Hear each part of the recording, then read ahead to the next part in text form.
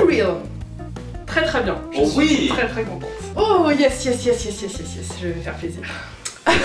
Alors, Unreal, c'est une série états-unienne qui passait sur la chaîne Lifetime, qui n'a pas une très bonne réputation aux États-Unis. Elle propose souvent des reconstitutions de faits réels, un peu mal faits. Et puis, ils ont sorti Unreal l'année dernière. Et ça a été juste la meilleure série que j'ai vue l'année dernière, et c'est un chef-d'œuvre cette série. Unreal, ça va vous raconter l'histoire des coulisses d'une émission du type The Bachelor. C'est deux showrunneuses qui ont fait ça, qui, alors j'espère que je dis pas de bêtises, mais il me semble qu'ils avaient travaillé dans la télé-réalité avant et qui ont voulu un peu raconter ça.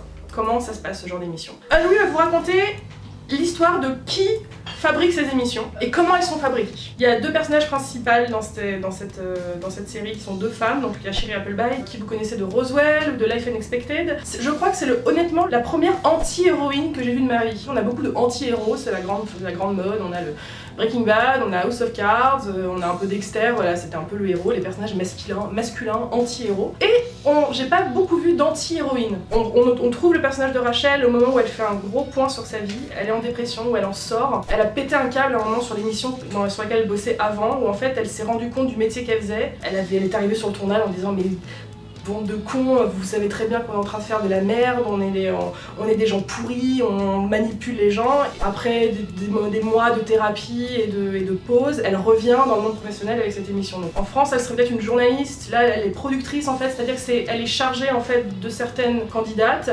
Et elle est là en fait pour les guider, pour leur dire là il faut plutôt que tu dises ça, là dans cette interview il faut qu'on raconte cette histoire, donc il faut que tu me parles de ça. Elle est là en fait pour manipuler tout ce petit monde et elle essaye de donner et d'offrir l'émission que veut la productrice, qui est jouée par l'actrice Constance Dimmer. Elle est incroyable, enfin c'est une actrice que j'aime beaucoup, elle est dans House of Cards aussi. Elle et Shiri Appleby ont un peu volé la vedette à tout le monde dans Unreal parce qu'elles sont absolument incroyables toutes les deux, elles ont une alchimie de malade. C'est une amitié mais très malsaine par moments, elles fonctionnent bien mais en fait pour des choses mauvaises, donc voilà, leur amitié, leur relation est très très fascinante. C'est un peu les deux grandes chefs de l'émission, c'est un peu leur territoire, c'est un peu elles qui dirigent tout. Comme son nom l'indique, Unreal ça veut dire irréel, donc ça vous montre la télé-réalité, tout cela est très bien orchestré, on parle pas de script écrit comme ça pouvait être le cas quand on dit des rumeurs sur Love Story et tout ça, c'est beaucoup plus mesquin et subtil que ça, la manière dont sont manipulées ces émissions, la manière dont on veut fabriquer du réel avec du faux. Et cette série vous montre quelles sont les techniques des gens qui font ça pour obtenir ce qu'ils veulent en fait. Les jeunes filles ou le garçon qui fait ça,